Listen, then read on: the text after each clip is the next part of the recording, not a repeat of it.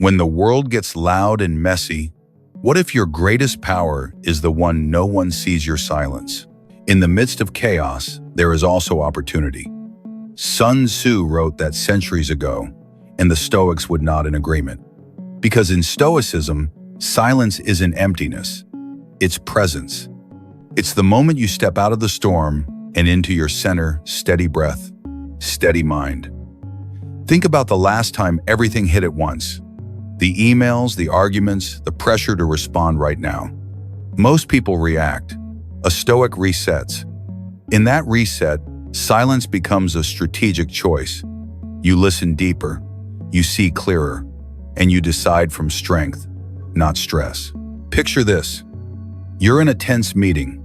Voices rise. Instead of jumping in, you pause. 5 seconds. Long enough to hear what's said and what isn't. In that pocket of quiet, you notice the real issue beneath the noise. You ask one calm question. The room shifts. That's not passivity. That's mastery. Silence turns chaos into data and data into direction. Here's the promise of this episode. When you practice the art of silence, you don't become smaller, you become sharper. You protect your energy, make better decisions, and build resilience that lasts. Maybe today your silence looks like closing your laptop for 3 minutes to breathe before you reply. Maybe it's choosing not to defend an ego that doesn't need defending. Maybe it's giving someone else the floor and finally hearing their truth. If you've been craving clarity in a world that rewards noise, you're in the right place. Stay with me. We're going to make silence practical, powerful, and deeply human, so you walk into any storm with calm eyes and a clear plan. And if this resonates, hit subscribe so your feed becomes a reminder to return to your center. Ready? Let's step into the Stoic way, where less noise means more wisdom, more strength, more you. Up next, how to use strategic silence in real conversations and turn pressure into poise without saying a word. What if the smartest move in a heated moment isn't a brilliant comeback, but 5 seconds of deliberate silence? Picture a tense negotiation or a family argument. Voices rise, pulse quickens, everyone rushes to win the next sentence. Most people chase control by speaking more. A Stoic does the opposite, pause.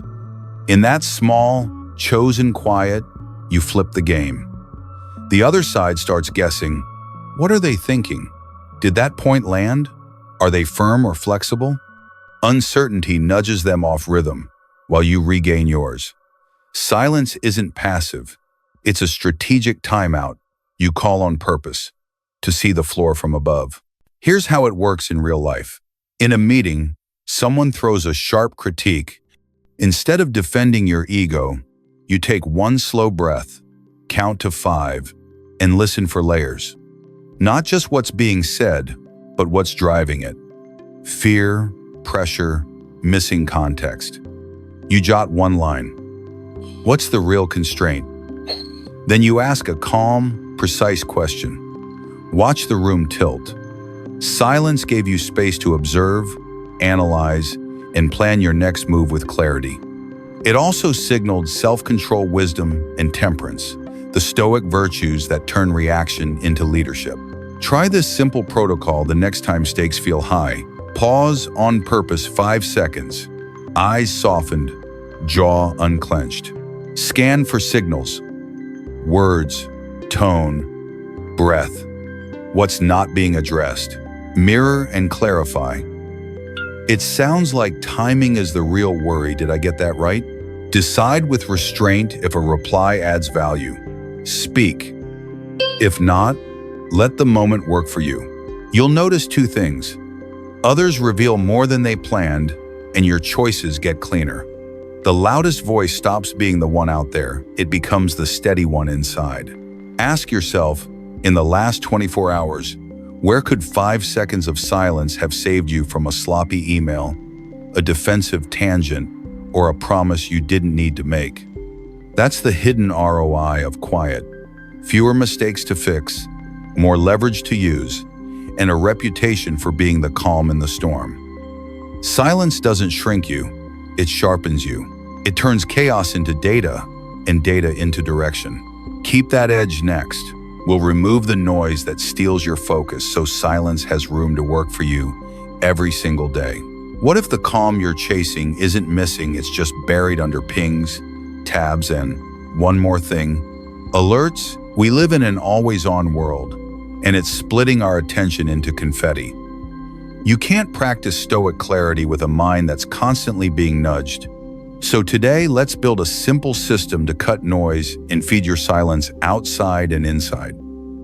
First, the outside. Try a notification diet. Turn off non-essential alerts for 7 days. Keep only calls and calendar. Then set 2 inbox windows, say 11 a.m. and 4 p.m., and refuse to check email or social apps outside those windows. Create a quiet corner. One tidy surface, one chair, one notebook, no open tabs, no buzzing devices. Guard it with the one-screen rule. When you work on one task, keep only one screen and one window open. Finish with a daily silence slot. 3 to 5 minutes of stillness before you reply, decide, or present. Now the inside, where the loudest noise really lives. The inner, what if? What will they think? Soundtrack eats your focus. Borrow a stoic move. Split a page into control divided by concern. On the left, list what you can influence today. Preparation, tone, first step. On the right, what you can't. Other people's moods, final outcomes. Luck. Circle the left column. That's your day. When anxiety spikes, run the 3-breath reset. Inhale, hold, exhale slowly 3 times. Ask one clarifying question. What is the smallest next action fully within my control? Take it. Momentum is louder than fear. Here's a quick play you can run tomorrow morning. Phone in another room for the first hour. 20-minute deep work sprint. Single task. Timer on. 2-minute review. What distracted you? Remove one trigger, mute a chat, close an app, move a noisy widget off your home screen. Repeat in the afternoon. In a week, you'll notice conversations feel richer, your work gets cleaner, and creative ideas show up because you finally gave them room. Ask yourself, if I had 10% more attention today, where would I invest it? My health, my craft, or a relationship that matters? Noise steals from all 3. Silence funds them. Trim the outside clutter, quiet the inside chatter. And you'll find stoic stillness is not a mood. It's a method you can practice every single day. With that space reclaimed, let's use it next up. How silence itself becomes influence in the room and clarity in your voice. What if the most persuasive thing you say in your next conversation is the moment you choose not to speak? Think of silence like the rest in a song, the pause that makes the note hit harder. In a world that rewards quick takes and louder voices, a deliberate pause signals something rare: presence. When you stop filling the space, people start leaning in. Their attention rises, their assumptions surface, and your next sentence carries weight. That's not withdrawal, that's direction. The Stoics understood this: quality over quantity. Words chosen after reflection travel farther than words thrown from impulse. Try this in a real scenario. You're in a tense discussion with a colleague. Instead of rushing to defend your point, you take a slow breath and allow 3 seconds of clean, steady, quiet. During that pause, watch for signals: tone softening, shoulders dropping, a new detail offered. Then respond with one measured line. It sounds like the timeline, not the idea is the friction. Is that right? Your pause lowered the temperature, invited the truth, and gave the conversation a new door to walk through. Silence didn't shrink your influence, it multiplied it. Here's a simple cadence you can use anywhere. Pause to signal respect. Let the last sentence land. Don't step on it. Name what you notice. I'm hearing urgency but also uncertainty. Ask one clarifying question. Keep it short and open. Offer fewer, better words. One clear proposal beats 5 scattered arguments. Silence also creates room for empathy. When you stop rehearsing your comeback, you finally hear the story under the story: fear of failure, pressure from above, a win they can't afford to lose. And here's the paradox. The more deeply you listen, the more precisely you can speak. Fewer words, more truth.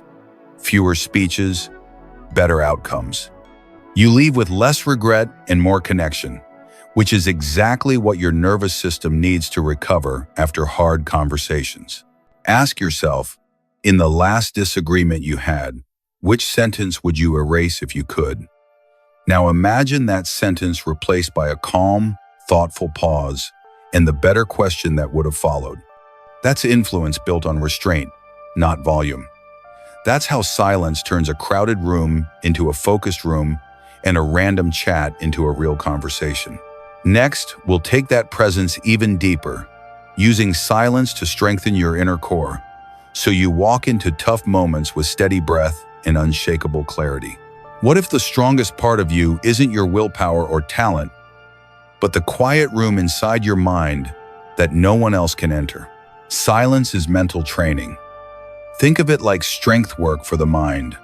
Short, focused sets that build power you can actually use. When life throws noise at you, deadlines, opinions, drama, most people tense up and push harder. A Stoic does something different. They step back for one intentional minute and let the dust settle. In that pause, your attention returns. Your breathing evens out, and suddenly you can see the full field instead of just the nearest fire. That's inner strength calm, under pressure, not because life is easy, but because you've trained for hard. Here's what that training looks like in the real world. First, resilience reps. Meet your inner chaos on purpose. Close your eyes. Notice the swirl, worry, anger, stories about what if, and stay. Don't fight it, name it. When you can stand still in that storm for 30 seconds, you've already grown stronger than yesterday. Second, clarity sets. Ask 2 simple questions. What's essential right now? What's noise? Write 1 essential action on a note card and do that before anything else. You'll be amazed how much stress disappears when your priorities stop competing. Third, self-knowledge drills. Listen for the small, honest signal underneath the volume, your values, your instincts, your no's and yeses. The more accurately you hear yourself, the more confidently you move, and the less approval you need from people who don't care your outcomes. A quick routine to try tomorrow. 1 minute of stillness before any big decision. Hands open, shoulders down, breathe slow. The essential question: if I could only do one thing well in the next hour, what would change the most? Do that first. The integrity check. Does this align with who I said I want to be? If not, adjust the plan, not your values. Here's the payoff. Silence builds stamina. You stop chasing every beep and start choosing your battles. Your work becomes tighter, your relationships get warmer, and your creativity has oxygen again. People will feel it. Your words get shorter, your choices get cleaner, and your presence calms the room. That's the kind of influence you can't fake because it starts inside and radiates out. Ask yourself tonight, if 10 minutes of quiet each day could make me braver and clearer, where would I find those 10 minutes, and who would benefit because I did? Start there. Your inner gym is open, and the strongest version of you is waiting on the other side of a single, steady breath. Next, we'll turn that inner strength outward using humility and grounded confidence to lead without noise and win trust that lasts. What if the strongest person in the room isn't the loudest winner, but the one who no longer needs to prove they're right? Humility in the Stoic sense isn't shrinking yourself. It's standing at full height, clear about your strengths, honest about your limits, without letting ego drive the car.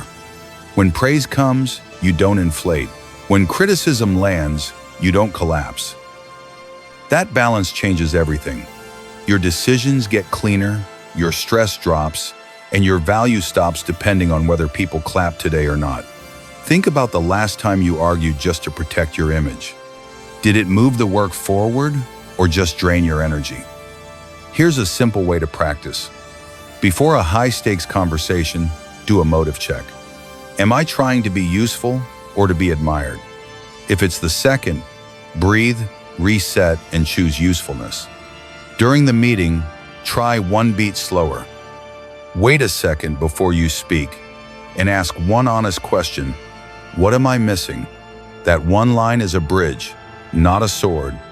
Afterward, run a 2-line review in your notebook. 1. What I did well. 2. What I'll do better next time. Keep it factual, not emotional. Over time, this rhythm trains your mind to separate self-worth from scoreboard swings. Humility also heals your relationships. When you release the need to always be right, people stop bracing around you and start opening up. You listen deeper, you apologize faster, and you solve problems sooner because you're no longer defending a castle called ego. Try the switch sides drill with someone you trust. Argue their position as fairly as you can, then ask them to grade your accuracy. You'll notice 2 things. Empathy rises and the fight loses oxygen. That's the quiet power of humility. It turns opponents into partners. And when life hands you a win or a loss, receive both with the same calm. Celebrate progress without turning it into identity. Learn from mistakes without turning them into a verdict. The Stoic path is not about thinking less of yourself. It's about thinking of yourself less so you can give more attention to the work, the team, and the values that actually last. Ask yourself tonight, if I didn't need to prove anything tomorrow, what would I do differently? What would I say, change, or finally let go? Choose that. Humility isn't weakness. It's disciplined, strength, quiet, steady, and incredibly effective. Next, we'll bring this grounded confidence into negotiation using strategic silence and clear intent to earn trust and better outcomes. What if your biggest win in a negotiation isn't a clever argument, but the quiet you hold between sentences? Silence is not absence, it's authority without force. When you choose a deliberate pause, you project calm control and you invite the other side to think out loud. People reveal more when they're not being chased by your words. Try this picture. You state your offer clearly, then stop. 3 seconds. 5 if the stakes are high. No nervous filler. In that small pocket, your counterpart starts explaining constraints, internal pressures, even options you didn't know existed. The pause becomes a mirror. They see their own position more clearly, and you gain a map you can actually use. Treat each word like it has weight. If it's heavy enough to move the deal, say it. If not, let silence do the lifting. Here's a simple cadence for the table or for salary talks, vendor calls, even family logistics. Anchor, pause, probe, propose. Anchor. State your point crisply. Here's the scope. Here's the value. Here's what it will take. Pause. Count a quiet 3. Keep your body open. Eyes steady. Breath slow. Probe. Ask one clean question. What would make this workable on your side? Then listen like it matters because it does. Propose. Offer a focused option that honors what you just heard. Fewer words, more precision. This is where Stoic listening turns into advantage. Listen for needs budget, timeline, fears risk, reputation, and desires. Credit, simplicity. Reflect them back. It sounds like speed matters more than price and you need a clean handoff. Did I get that right? Validation is not surrender, it's leverage. You're trading ego for data and data wins deals. Practice the 3 forms of strategic silence. The punctuation pause after a key line lets your point land. The heat break when tempers rise, sip water, breathe. The open space after you ask a question, let them fill it. Don't rescue the silence. Self-awareness is your foundation. Notice your triggers, the urge to defend, to over-explain, then come back to your breath and your purpose. Confidence follows not from volume, but from clarity. Remember, a fair agreement is two-sided relief. Your calm makes that possible. Ask yourself before your next negotiation, what will I learn if I say 30% less and listen 30% deeper? If the answer is enough to build a better deal, then the quiet is already working for you. Coming up next, we'll turn that same disciplined quiet into everyday influence, so your presence leads even when you're not the one talking. What if the most powerful way to change a room isn't a big speech, but a small act of kindness delivered at the right moment? We talk a lot about strength and strategy, but Stoicism also reminds us of something quieter. We're all connected. When you slow down enough to see the human being in front of you, everything shifts, your tone softens, your listening deepens, and conflict starts to lose its sharp edges. Kindness in the Stoic sense isn't grand or performative. It's ordinary and consistent, answering with patience when you could be short, asking one sincere question before judging, giving credit when it costs you nothing but means everything to someone else. Think about the last time a stranger held the door or a colleague said, "I've got your back." Here's a practical way to live it. Before any conversation, run a 30-second reset. Breathe, drop your shoulders, and ask, what might this person be carrying that I can't see? In the meeting, try consideration. First, give them the floor. Reflect what you hear. Reflection isn't surrender. It's accuracy. Afterward, choose a small lift. Share a resource, send a thank you note, or take one task off their plate. You're not rescuing people. You're strengthening the team you're part of. Stoic kindness also protects your inner peace. When you choose patience over irritation, your nervous system thanks you. When you practice fairness, credit where it's due, boundaries where they're needed, you build self-respect that doesn't depend on applause. And empathy doesn't make you fragile. It makes you precise. You start noticing what really matters in the conversation. The fear behind the pushback, the pressure behind the posture, the hope behind the ask. With that clarity, your responses get cleaner and your outcomes get better. Try this week's micro habits. One beat of grace before replying to any tough message. Name the good, acknowledge one concrete effort someone made. Boundaries with warmth, I can't do Friday, but I can help Monday at 10. Ask yourself tonight, whose day could I make 1% lighter tomorrow? And what's the smallest action that would do it? That's how ripples begin, quietly, consistently, powerfully. And here's the paradox the Stoics understood.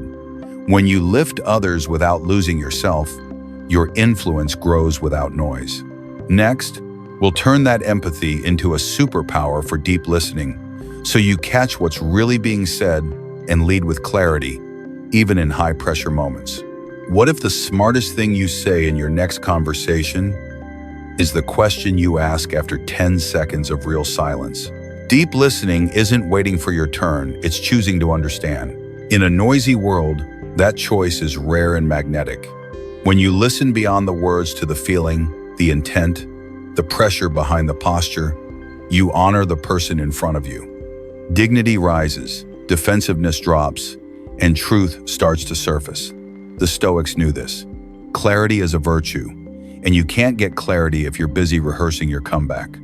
So, let's make listening a skill you can run on command, not just a nice idea you remember once a week. Here's a simple field-tested cadence. First, arrive. Put the phone face down, shoulders low, eyes soft. Signal, I'm here. Second, tune in. Listen for content and current what's said and what it's riding on. Stress, hope, fear. Third, reflect. Offer one neutral mirror. It sounds like the deadline and the uncertainty are both heavy. Did I get that right? Reflection isn't agreement, it's accuracy. Fourth, ask clean. One short, open question that moves the story forward. What would a good outcome look like for you? Fifth, pause. Give them space to think. Don't rescue the silence. That pause is where insight walks in. Try it in real life. A teammate pushes back on your plan. Instead of defending, you breathe and say, "Tell me what's worrying you most." They mention risk, reputation, and who carries the blame if it fails. Now you actually have data. You can co-design guardrails, timeline checkpoints, and a shared win solutions that wouldn't appear if you were busy winning the argument. That's the payoff. Better learning, cleaner problem solving, and decisions closer to your values, wisdom, justice, courage, temperance. Make it practical this week with the 3-2-1 listening reset. 3 distractions off: phone silenced, laptop lid down, notifications paused. 2 reflections. So priority A matters more than B. You're also worried about timing. 1 outcome. Question: what would help you feel confident moving forward? If you interrupt, reset. If the talk spirals, ask, "Can we slow down for 1 minute and get clear on the goal?" You'll be shocked how quickly tension melts when people feel seen, not sold. Ask yourself tonight, who needs to feel truly heard by you this week? And what's one question that would invite their real answer? That's how deep listening turns conversations into partnerships and noise into signal. Next, we'll channel that clarity into reflective wisdom so your choices stay steady under pressure and aligned with who you say you are. What if the wisest version of you isn't louder or busier, just more honest in the quiet moments when no one's watching? Reflective wisdom starts with a simple, courageous act. Looking in the mirror without flinching. Not the mirror on your wall, the one inside. Ask yourself, what did I think, do, and feel today and why? When you name your motives and biases, you stop being pushed around by them. That's where Stoic clarity begins. Try a quick evening review. 3 lines in a notebook. What went well? What didn't? What will I do differently tomorrow? Keep it factual, not dramatic. In a week, patterns appear. You notice the trigger that makes you curt with your team. You see the hour when you always make sloppy decisions. Awareness becomes leverage. But reflective wisdom doesn't end with you. Zoom the lens to the community. Before a big move, ask, who has helped? Who is harmed? What's the second-order effect next month? Wisdom that only serves your ego isn't wisdom, it's strategy with a blind spot. When you widen the circle, your choices get steadier. You negotiate for a win that the other side can live with. You set boundaries that protect the work and the people. You trade short-term applause for long-term trust. Here's a field guide you can run this week. Pause to inspect. When emotions spike, name the story you're telling. I think they don't respect me. Then test it. What's another explanation? Bias check. Ask, if my friend made this choice, what would I advise them? Distance clears the fog. Community lens. List 2 stakeholders beyond you. What would fair look like for them? Measured words.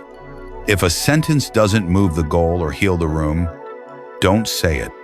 Fewer words, more truth. Picture a tough day. A plan gets shot down at 4 p.m. Old you fires back.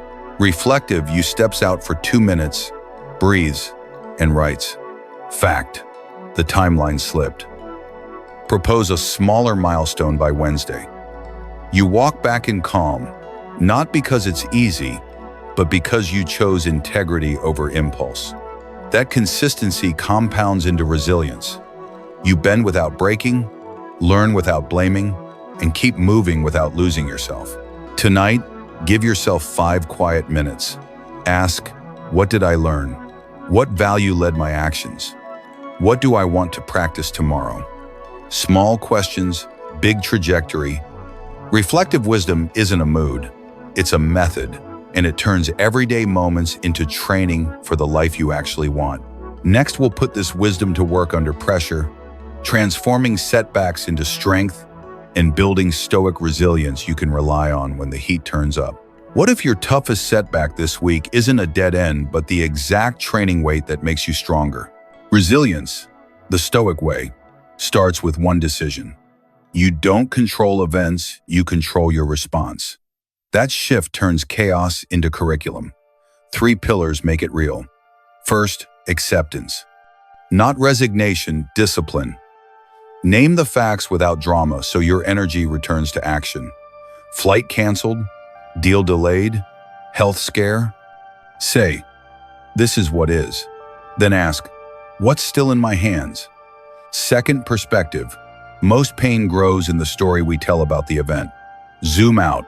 How will this matter in a month? What might this be teaching me? Skill, humility, patience. Third, community and practice. Muscles grow with reps and rest. Resilience grows with trials and support. Lean on your circle. Run small drills under low stakes so you're ready when it counts. Try this field routine the next time life hits at 4 p.m. with bad news. Step out for 2 minutes. Breathe slowly. In for 4, out for 6. Write 3 quick lines. Fact, what happened exactly. Feeling, 1 honest word. Choice, the smallest next right move. Maybe it's 1 clarifying email, a new milestone, or asking for help. That tiny, value-aligned action flips you from victim to agent. Repeat it tomorrow, and you're no longer having a bad week. Here's a simple map you can memorize. A. PC. Accept reality to reclaim energy. Project a healthier viewpoint. Place the moment inside the larger story of growth. Connect with people and practice text a mentor. Add 2 micro tools. Reframe. Question. Given this, what outcome is still possible? After action, review. What worked? What didn't? What will I change next time? Keep it short. Keep it steady. Remember, calm isn't the absence of pressure. It's competence under pressure. Each time you choose response over reaction, you deposit strength into your future self. You'll notice less catastrophizing, faster recovery, and decisions that honor your courage, your values, and your path forward. That's Stoic resilience, not an armor that makes you hard, but a backbone that keeps you upright and kind. Ask yourself tonight, what current setback can I treat as a training cycle? And what is my next controllable action in the next 10 minutes? Do that and watch the story change from why me to try me. Up next, we'll weave everything together, turning silence, humility, and resilience into a daily game plan you can run in 15 minutes. What if 3 quiet minutes each morning could make you steadier than an hour of motivation later in the day? Here's the simplest Stoic ritual I know, small enough to do anywhere, powerful enough to change your day's trajectory. Minute 1, breathe and anchor. Sit upright, feet flat, shoulders soft. Inhale through the nose, exhale through the mouth, slow and steady. As you breathe out, whisper in your mind, release the noise. You're not fighting the world. You're just refusing to carry what you don't need. 2 or 3 cycles and your nervous system starts to settle. Minute 2, scan and set intention. Notice what's here: restlessness, defensiveness, fear of being wrong without judging it. Then choose a tiny intention you can keep. Speak less, listen deeper, or respond only when it adds value. Not a grand promise, just 1 clear North Star for the next few hours. Minute 3, practice the golden pause. Picture a trigger that usually hijacks you. A sharp email, a last-minute change, someone talking over you. Rehearse 1 beat of silence before you speak or type. That single beat is the bridge from impulse to wisdom. Why this works? Breathing regulates your system. Honest noticing prevents emotion from driving the car. The golden pause turns silence into leverage. It's mental strength training, short sets, high return. And it stacks. Do it 5 mornings in a row, and you'll feel it. Fewer reactive replies, cleaner choices, more presence with the people you actually care about. If you miss a day, no guilt, just return tomorrow. Consistency, not perfection, builds the muscle. Try this tiny upgrade. Put a sticky note where you can't miss it 3 minutes before the day starts. Or link the ritual to a habit you already do. After you make coffee, you sit, you breathe. If you set intention, you practice the pause. Want a bonus? Write your intention on a pocket card and glance at it before important calls or meetings. When pressure rises, your card reminds you who you chose to be today. Ask yourself right now, if I gave 3 minutes to my center each morning, who else benefits my team, my partner, my future self at 4 p.m.? That's the hidden ROI of quiet. It pays out all day long. Start small, start today, and let silence do heavy lifting in the background while you do the work in front of you. Next, we'll take this calm on the road, using stoic anticipation to prepare for challenges before they arrive, so surprises stop ruling your day. What if the best way to stop feeling blindsided by life is to rehearse the tough moments before they arrive and fight only the battles that are truly yours? Silence gives you the space to see clearly. The next move is preparation and focus. Each morning, run a 90-second premeditatio malorum, a stoic pre-mortem. Picture 1 or 2 likely bumps: a late meeting, a sharp email, a decision pushed back. Not to be pessimistic, but to choose your response in advance. If I'm attacked, I'll take 1 breath, ask for clarity, and refuse to take it personally. You walk into the day like a pilot who's already trained for turbulence, calmer, sharper, harder to shake. Now layer in the dichotomy of control. Draw a line down a page, I control versus I don't control. On the left, your effort, preparation, words, attitude, breathing, the next small step. On the right, other people's moods, final outcomes, luck, timing. Circle the left column. That's your field of play. Every time your mind drifts right into worry, blame, or prediction, guide it back left with 1 question. What's the smallest action fully in my hands? Make that call. Draft that outline. Ask that clean question. When in doubt, take the golden pause. 1 beat of silence that keeps you from saying the sentence you'll regret. Here's a quick pre-meeting script. I control. Facts. Pacing. The pause. I don't control. Their reaction. Their boss's pressure. The final decision. Plan. State the objective. Listen for constraints. Propose 1 workable path. And when something breaks midday, ask, which column is this? If it lives in the don't control side, pivot to what you can move. Clarify requirements, propose a smaller milestone, or simply table the topic until emotions settle. That's not avoidance. That's strategic discipline, dropping the fights that don't pay your future. This practice transforms silence from passivity into power. You're not surrendering, you're conserving energy for the actions that compound. You'll notice fewer spirals, faster recovery, and a reputation for being the steady one in the room. And here's the paradox. The more you accept reality and narrow your aim, the farther you go. Because you stop scattering attention and start applying pressure exactly where it counts. Ask yourself tonight, what 2 snags could show up tomorrow, and what calm response will I rehearse now? When the wave hits, you're not surprised. You're ready. You didn't quit, you simply walked past the battles that weren't worth winning, and you saved your strength for the ones that are. Next, we'll stitch everything together, turning silence, focus, and foresight into a 15-minute daily game plan you can actually live by. What if the strength you've been chasing wasn't out there to be found, but in you, waiting to be unlocked? Here's the truth the Stoics kept returning to. The power you need is already inside. You don't need more noise, more hustle, or more approval. You need clearer eyes and steadier hands built through reflection, resilience, and the quiet discipline of silence. When you pause before reacting, you turn chaos into information. When you reflect, you turn information into wisdom. And when you act from that wisdom, calm, precise, aligned with your values. So let's name what you've practiced here. You learn to protect your attention in a world that wants to rent it by the minute.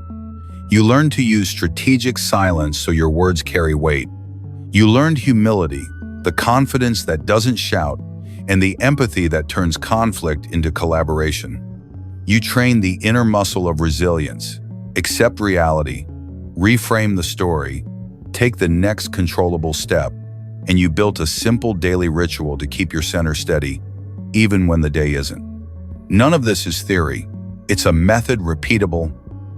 If this spoke to you, I want you to take one quiet minute after this video and ask 3 questions. What did I learn today? Where will I apply it in the next 24 hours? Who gets better because I do? Write 1 sentence for each. That's your contract with your future self. And if you want support on this path, stay close. This channel isn't about hype. It's about building a life that holds under pressure, one decision, one pause, one act of courage at a time. We're the Stoic Journal community, and you're part of it now. Tap subscribe so these tools meet you right when you need them. Then keep going. Watch the next video we've queued up for you on strategic silence in real conversations, so you can turn calm into influence this week. Your strength isn't a distant summit, it's a daily practice. Start small. Start now. And when the storm hits, you'll already know what to do. Up next, put the method in motion. A 10-minute, step-by-step routine to anchor your day and lead with quiet confidence.